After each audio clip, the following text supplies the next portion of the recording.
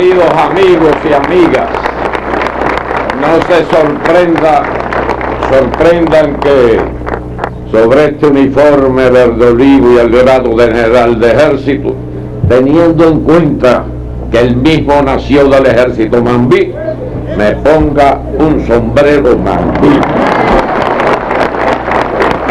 y unos espejuelos oscuros, aunque me gusta mirar con claridad a los ojos de mis interlocutores.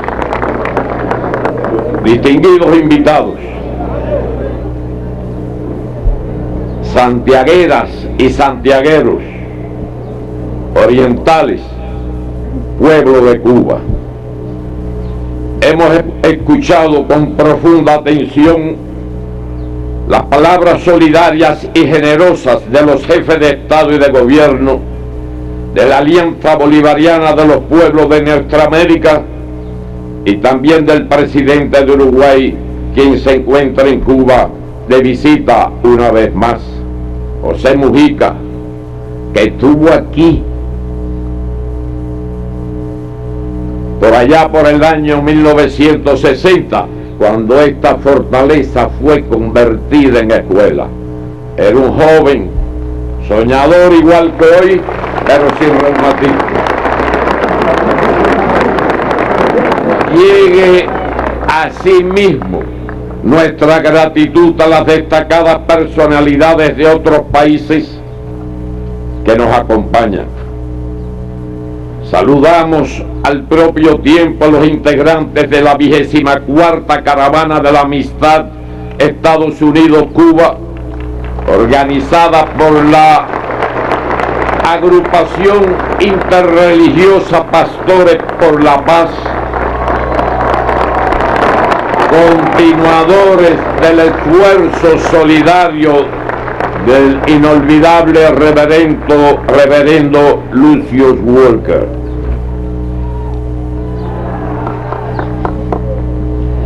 En el trascendental alegato de autodefensa de Fidel, conocido, pues me voló una hoja, retorno.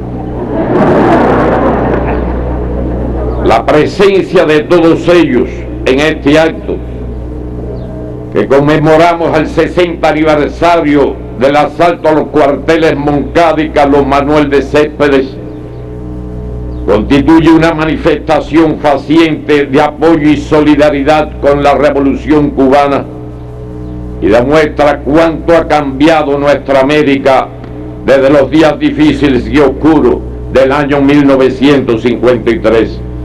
Y entonces nosotros, y sobre todo Fidel, habíamos leído las hazañas de Bolívar y otros próceres de la independencia americana. Percibíamos la importancia de una región latinoamericana y caribeña independiente y unida. En el trascendental alegato de autodefensa de Fidel, conocido como la historia Max Olverá, se anticipaba: la política cubana en América sería de estrecha solidaridad con los pueblos democráticos del continente y que los perseguidos políticos de la sangrienta tiranía que oprimen a las naciones hermanas encontrarían en la patria de Martí no persecución, hambre y traición, sino asilo generoso, hermandad y pan. Cuba debía ser baluarte de libertad y no eslabón vergonzoso de despotismo. Fin de la cita. La muerte prematura de Martí en combate había frustrado el anhelo que expresó en su carta inconclusa al mexicano Manuel Mercado de impedir a tiempo, con la independencia de Cuba, que se extiendan por las Antillas los Estados Unidos y caigan con esa fuerza más sobre nuestra tierra de América. La revolución cubana ha sido solidaria y fiel a ese legado.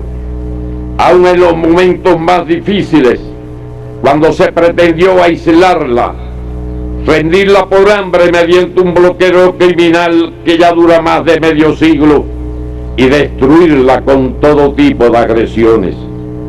Nunca olvidaremos que México, tras la prisión, nos dio albergue y después del triunfo fue el único gobierno de América Latina que se negó a dejarnos solos. Jamás nos ha faltado el respaldo y la solidaridad de los pueblos de todos los continentes, en particular los de esta región, que siempre vieron a Cuba como parte indisoluble de nuestra América, que unida en su diversidad avanza con determinación a su segunda y definitiva independencia. 20 años después del triunfo del 1 de enero, se produjo la victoria de la revolución sandinista, que Nicaragua, llena de juventud, celebró hace una semana con su comandante Daniel Ortega al frente.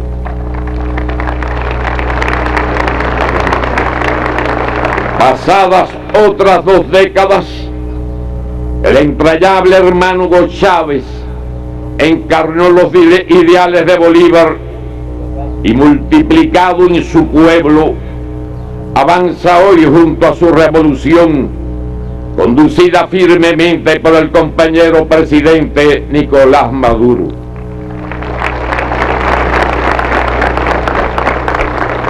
Marchan indetenibles los procesos de la revolución democrática y cultural de Bolivia, encabezada por Evo Morales, y que es símbolo de la reivindicación de los pueblos originarios. La triunfante revolución ciudadana que lidera con amplio apoyo popular en Ecuador el presidente Rafael Correa, representado hoy aquí por el canciller Ricardo Patiño. Los avances sociales como los de Uruguay, que conduce el compañero José Mujica, guerrillero tupamaro, encarcelado por 14 años. Los que se producen en el Caribe, que lucha por el desarrollo sostenible, la justicia y la igualdad soberana, cuyos destacados líderes, los primeros ministros Roosevelt Skerritt de Dominica, Baldwin Spencer de Antigua y Barbuda, Ralph González de San Vicente y las Granadinas y Kenny Anthony de Santa Lucía, están aquí hoy con nosotros. Pese a los intentos por dividirnos para seguirnos saqueando, continúa su curso ascendente la integración de nuestros países en el ALBA, CARICOM, Mercosur, UNASUR, entre otros. La Comunidad de Estados Latinoamericanos y Caribeños, CELAC, que Cuba se honra en presidir, prosigue su consolidación. El 10 de marzo de 1952, esta ocasión para en nombre de los cubanos en conspiración con y en particular de los damnificados por el huracán Sandy en la provincia de Guantánamo, Holguín y Santiago de Cuba, un grupo de jóvenes expresar el más profundo agradecimiento a todos los gobiernos y pueblos que generosamente nos apoyaron y apoyan en las labores de reconstrucción. El 26 de julio de 1953 atacan al cuartel Moncada, segunda fortaleza militar de la tiranía hace 9 meses para encarar a la dicho huracán penetró el territorio nacional por esta ciudad que desangraba al país. La furia de los vientos alcanzó aproximadamente 200 kilómetros por hora y azotó a las provincias de Santiago de Cuba, Holguín y Guantánamo por espacio de 5 horas, provocando la muerte de 11 ciudadanos. La idea nuestra era Los efectos de este fenómeno meteorológico también se hicieron sentir en las provincias centrales con intensas lluvias e inundaciones. Ciclo de lucha revolucionaria. Las pérdidas económicas totales ascendieron después de un riguroso estudio combate clandestino a en la casi Sierra 7.000 millones de pesos. 1960, Fidel La Castro mayor parte convierte correspondió a las viviendas inmuebles, aunque se produjeron considerables daños a la agricultura e infraestructuras vitales como la electricidad, las comunicaciones y los viales. Tierra de gesta libertaria. Considerando la trayectoria del citado huracán, la provincia de Santiago de Cuba y en especial su capital sufrieron el mayor impacto, afectándose el 50% de su fondo habitacional. Colapsó el sistema de distribución de la energía eléctrica y el telefónico. Los árboles derribados y todo tipo de obstáculos y todo tipo de escombros obstaculizaron durante días el tránsito en las calles de la segunda ciudad del país con 500.000 de habitantes. En Holguín sufrieron en mayor medida los embates de Sandy, los municipios ubicados al noreste de esa provincia. Coincidentemente, los mismos que soportaron el azote del fuerte huracán Ike a su entrada a Cuba 4 años antes, en septiembre del 2008.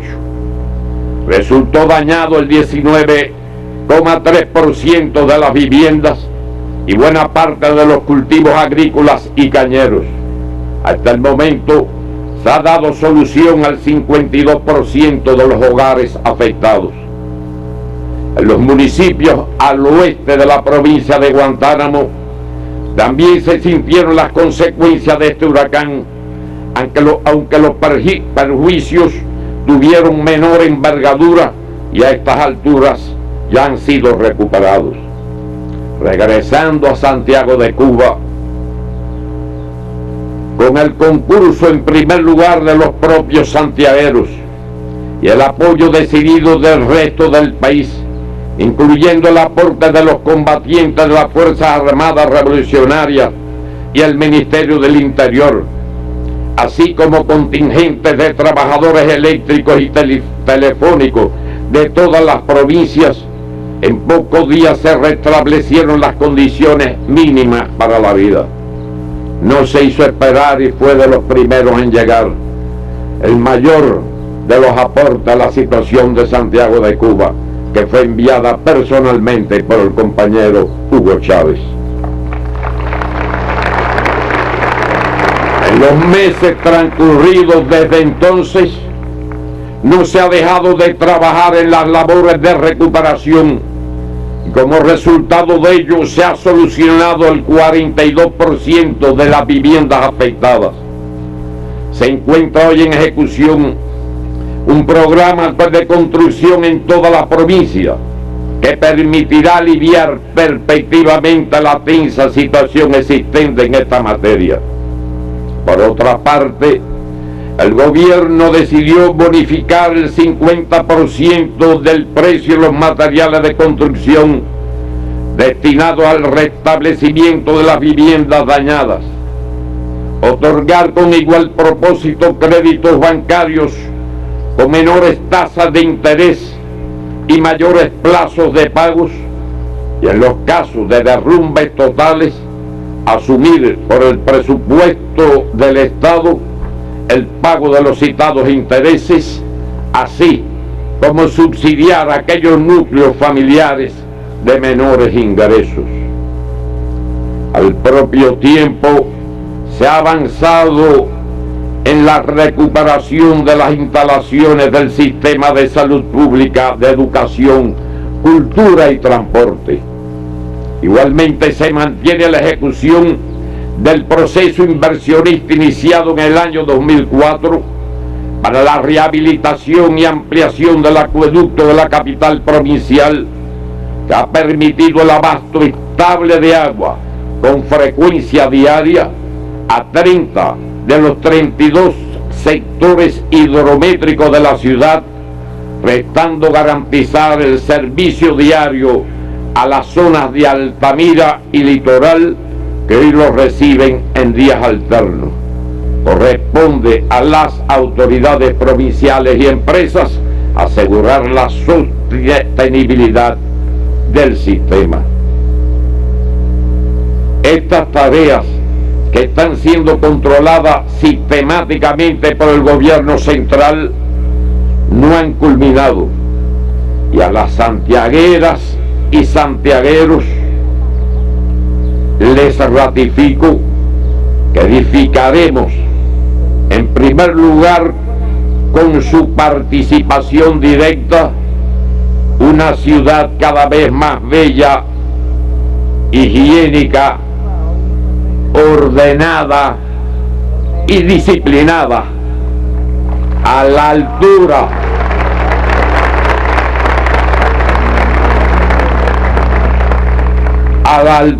de su condición de ciudad heroína, cuna de la revolución. Además, nadie se olvide de que Santiago sigue siendo Santiago.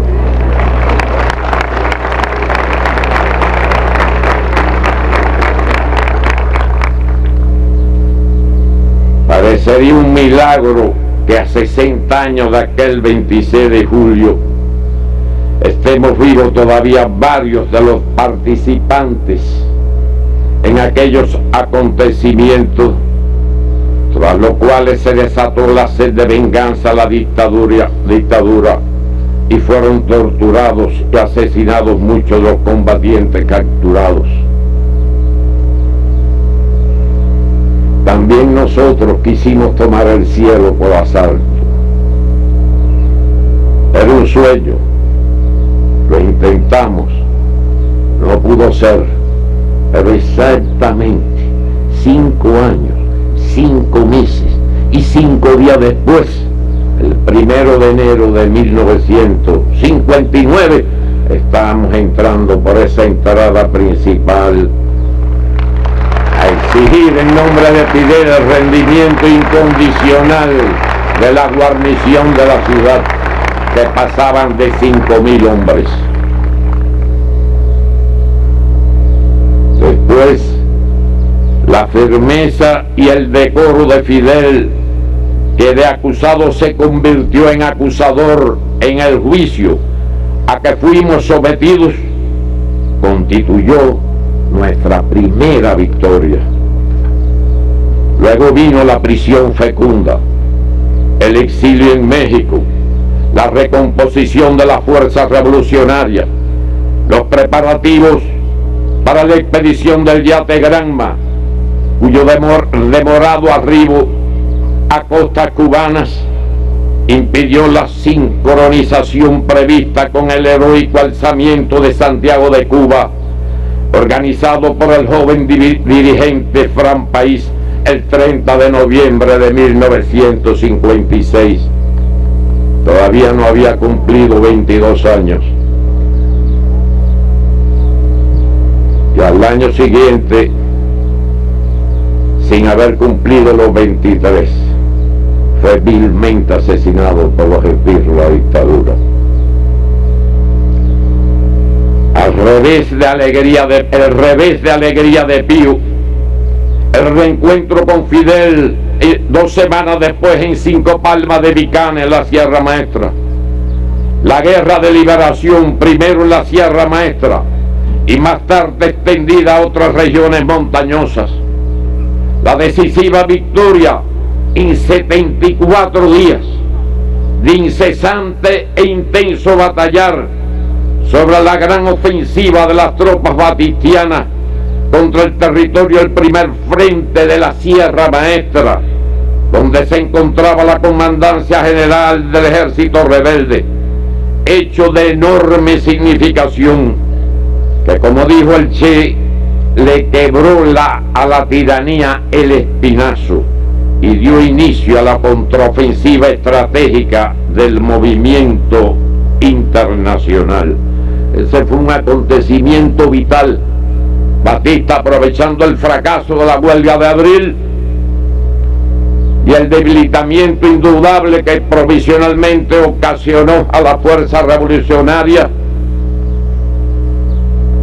reorganizó, concentró a la florinata de sus fuerzas armadas y la lanzó contra la Sierra Maestra con sus mejores armamentos, incluyendo las fragatas de la flota que abrían fuego desde el sur, en la vertiente sur de dicha agrupación montañosa. Fueron cerca de 100 combates, 4 operaciones.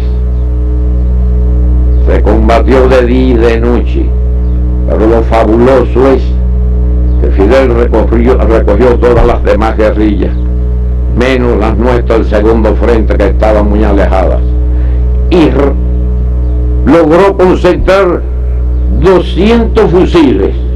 Habían más guerrilleros, había una escuela de reclutas incluso, desarmados, que se iban armando en la medida que se iban obteniendo pequeñas victorias. Con 200 hombres se enfrentó a 10.000. De esos 10.000 directos, sin contar la retaguardia que le daban aseguramiento, etcétera, toda la aviación, todo el apoyo, la artillería que podía actuar en la montaña, o sea, artillería de montaña, y fueron derrotados en esos 74 días. Por eso el Che, con toda razón, dijo que en esa ocasión se quebró a la tiranía el espinazo. Hubo que acudir a la Cruz Roja Internacional para que recogieran a cientos de prisioneros que fueron devueltos por Fidel totalmente sanos, mejor comidos que nosotros y bien atendidos. Comenzaba así en el verano de 1958 el viraje irreversible de la guerra, que con las operaciones de las columnas invasoras, salidas de la Sierra Maestra y las acciones de los combatientes clandestinos condujeron al colapso militar del régimen, a la toma del poder por la revolución triunfante y la constitución del primer gobierno revolucionario en la universidad de esta ciudad. Con la huelga general que llamó Fidel desde Palma Soriano antes de entrar a Santiago, la clase obrera y todo el pueblo, se derrotó la maniobra de la embajada norteamericana para escamotear la victoria, mientras Fidel avanzaba hacia La Habana. Esa es una apretada síntesis de una intensa historia. Empezaba entonces una etapa mucho más difícil que estremeció los cimientos de toda la sociedad. A 4 meses y medio del triunfo, en la propia Sierra Maestra y en el puesto de mando que utilizó Fidel en los últimos meses de la guerra, en cumplimiento del programa del Moncada, se promulgó la primera ley de reforma agraria, que enfrentó a la revolución con los poderosos intereses económicos extranjeros y de la burguesía criolla, que financiaron y estimularon por el espacio de varios años el accionar de bandas armadas, el asesinato de jóvenes alfabetizadores, adolescentes muchos de ellos, el sabotaje y el terrorismo en todo el país. La invasión por Playa Girón en abril de 1961, en víspera de la cual se proclamó el carácter socialista de la revolución. La crisis de los misiles, cuando ya los Estados Unidos estaban preparando una invasión directa con sus tropas a Cuba en octubre de 1962. Y las incesantes agresiones y crímenes contra nuestro pueblo durante décadas.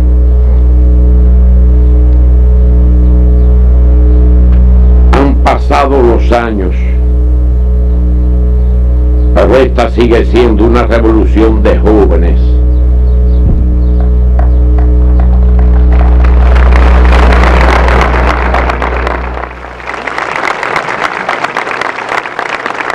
Como lo éramos el 26 de julio de 1953, los que combatieron y cayeron en las calles de Santiago de Cuba el 30 de noviembre de 1956.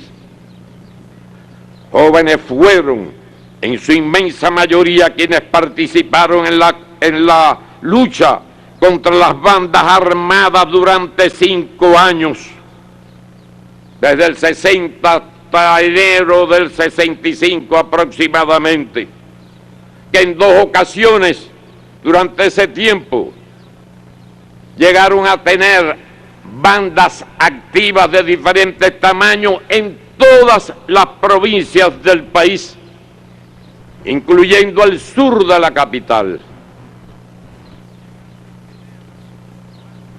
Jóvenes eran también los que derrotaron a los mercenarios en Playa Girón, los que se sumaron incluso adolescentes a la campaña de alfabetización, la mayoría estudiantes, los que se incorporaron masivamente a las milicias, a las nacientes Fuerzas Armadas Revolucionarias y al Ministerio del Interior, los cientos de miles de compatriotas que cumplieron misiones internacionalistas en otras tierras del mundo.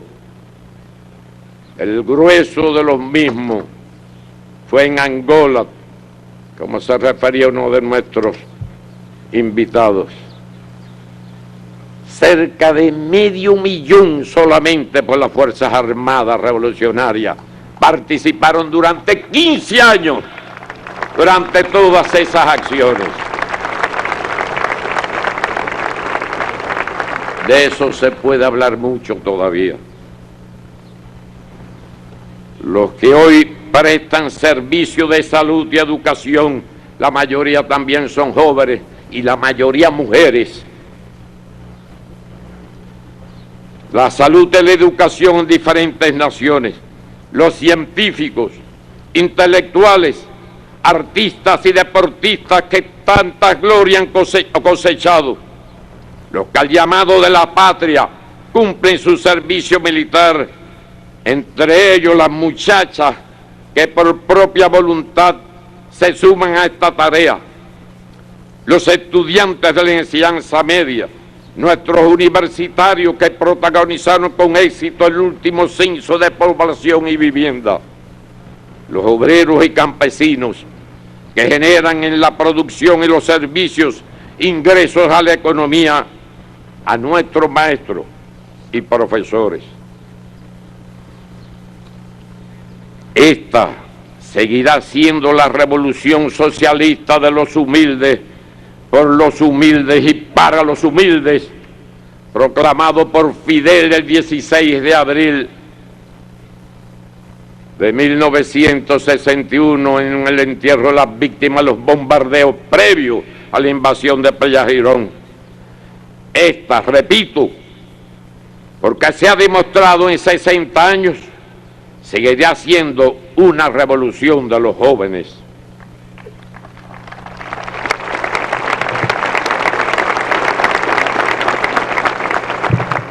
Hoy, más del 70% de los cubanos nació después del triunfo de la revolución. Podría decirse que convivimos en suelo patrio varias generaciones, cada una de ellas con historia y méritos propios, en correspondencia con el momento que les tocó vivir. La generación histórica va cediendo su lugar a los pinos nuevos, con tranquilidad y serena confianza, basados en la preparación y capacidad demostrada de mantener en alto las banderas de la revolución y el socialismo, por las que entregaron sus vidas innumerables patriotas y revolucionarios, desde los indios y esclavos que se rebelaron contra la opresión hasta nuestros días. Como ya se ha informado, está en marcha el proceso de transferencia paulatina y ordenada a las nuevas generaciones de las principales responsabilidades de dirección en la nación. para asegurar el éxito en este empeño, jamás podrá descuidarse la importancia estratégica que tiene, como nos enseñó Fidel, preservar por encima de todo, repito, preservar por encima de todo la unidad de todos los cubanos dignos.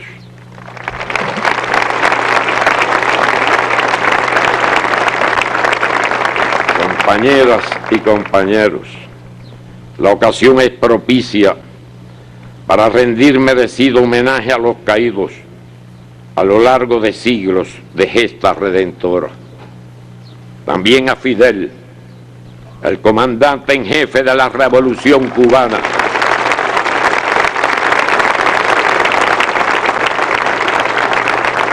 que con su inconmovible optimismo y junto al pueblo, capaz de resistir tantos sacrificios y verdadero protagonista de esta epopeya, nos guió a la victoria y situó en el mapamundi a nuestra pequeña isla como un baluarte de la justicia social y el respeto a la dignidad humana. Rindamos honor a la mujer cubana.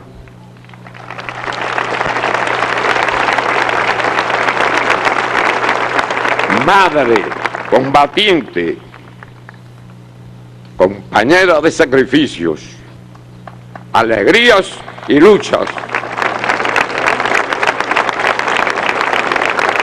A las nuevas generaciones que continuarán defendiendo por siempre los ideales revolucionarios, enviamos desde este histórico lugar un abrazo fraternal a los valerosos luchadores antiterroristas injustamente encarcelados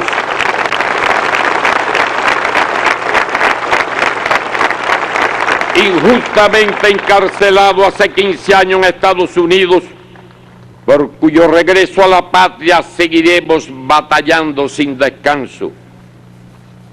No puede faltar en esta hora el más sentido homenaje al invicto comandante en jefe de la Revolución Bolivariana de la hermana Venezuela, al querido compañero Hugo Chávez Frías,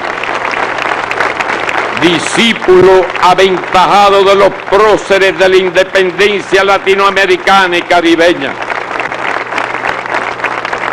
Gloria eterna a los mártires de la patria. ¡Gloria! ¡Viva la revolución socialista! ¡Viva!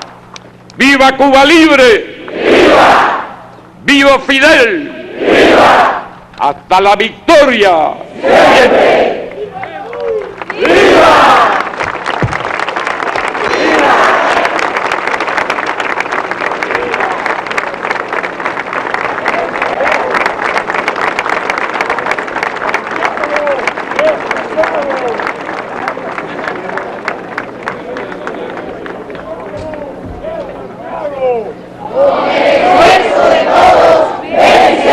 El asalto al cuartel Moncada. En sus palabras decía que era un milagro que 60 años después, 60 años de aquel 26 de julio, algunos de estos jóvenes que participaron en este asalto, en este heroico esfuerzo que hicieron ese día, todavía estuvieran vivos para continuar defendiendo y continuar impulsando la revolución cubana y por supuesto las revoluciones que se dieron luego de esta gesta heroica de estos jóvenes.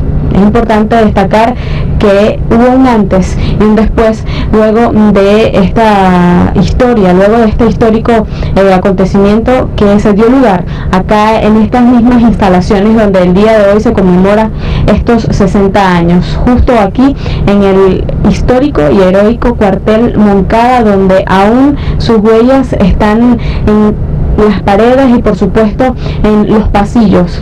Dentro de este cuartel, el cuartel Moncada, se encuentra un museo donde se pueden apreciar las prendas, los objetos y las armas que se utilizaron en ese día, ese 26 de julio, sobre todo los atuendos de los caídos. Fueron 60 los caídos durante el asalto al cuartel Moncada, y como lo decía el presidente de Cuba, Raúl Castro, 5 años después, 5 meses después, 5 días después de esa fecha, el 1 de enero de 1959, se daba inicio entonces a lo que era la revolución cubana y por supuesto a las revoluciones del mundo. Continuemos escuchando y apreciando este